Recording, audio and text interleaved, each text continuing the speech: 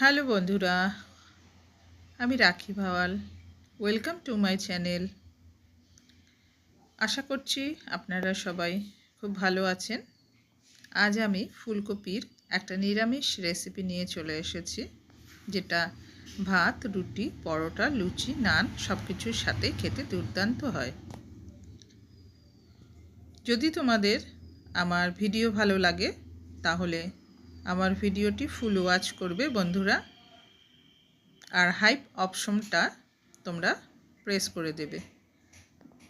আমি 1.5 খানা ফুলকপি কেটে নিয়েছি। আমি জল বসিয়ে দিয়েছি, এতে সামান্য নুন দিয়ে দিলাম। জল গরম হয়ে এলে এই জল আমি নামিয়ে নেব। তার মধ্যে ফুলকপিগুলো দিয়ে মোটামুটি 15 মিনিট মতো ডুবিয়ে আমি রেখে দিচ্ছি। পোকা থাকলে তাহলে বেরিয়ে আসবে। একটা মশলা তৈরি করে নেব। মিক্সিং জারে মোটামুটি 7-8 খানা কাঁচা লঙ্কা দিয়ে দিলাম। 1 ইঞ্চি আদা আমি পাতলা পাতলা করে কেটে নিয়েছি, সেগুলো নিয়ে নিলাম। আর একটা বড় সাইজের টমেটো, তার হাফ আমি কেটে নিয়েছি। মোটামুটি 1.5 টেবিল স্পুন মতো চারমগজ নিয়ে নিলাম। এই মশলাটা আমি ব্লেন্ড করে নেব। কড়াই বসিয়ে তাতে পরিমাণ মতো সর্ষের তেল দিয়ে দিয়েছি।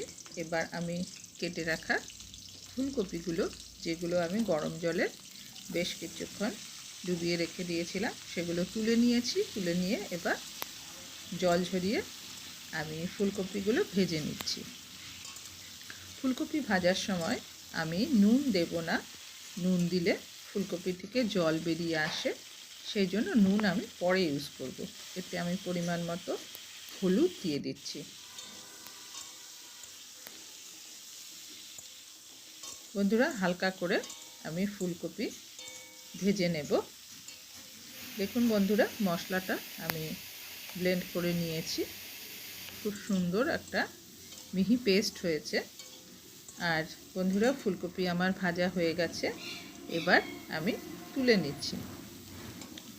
বন্ধুরা, ফুলকপি এখন বাজারে প্রচুর পরিমাণে পাওয়া যাচ্ছে, আর এখন খেতে কিন্তু ফুলকপি বেশ ভালো লাগে। এই রকম একটা রেসিপি আপনারা তৈরি করে খেতে পারেন।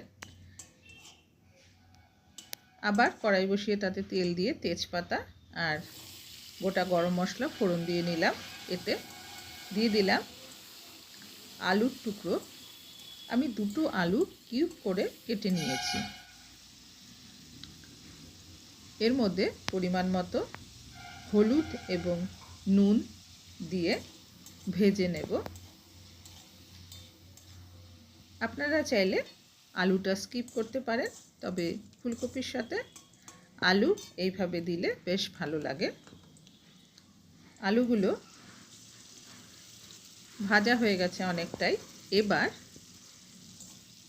আমি মিক্সিং জারে যে মশলাটা তৈরি করেছিলাম, সেই মশলা এর মধ্যে আমি দিয়ে দিলাম। জারে অনেকটাই মশলা লেগেছিল। আমি মিক্সিং জার ধুয়ে কিছুটা জল এর মধ্যে দিয়ে দিলাম।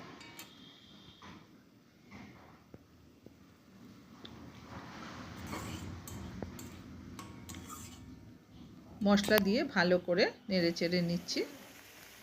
এবার এর মধ্যে আরও কিছু মশলা অ্যাড করব। দিয়ে দিলাম 1 টেবিল স্পুন জিরে গুঁড়ো, 1 টেবিল স্পুন ধনে গুঁড়ো, আর দিয়ে দিলাম কাশ্মীরি লঙ্কার গুঁড়ো। কালারের জন্য আমি এই কাশ্মীরি লঙ্কার গুঁড়োটা ইউজ করলাম।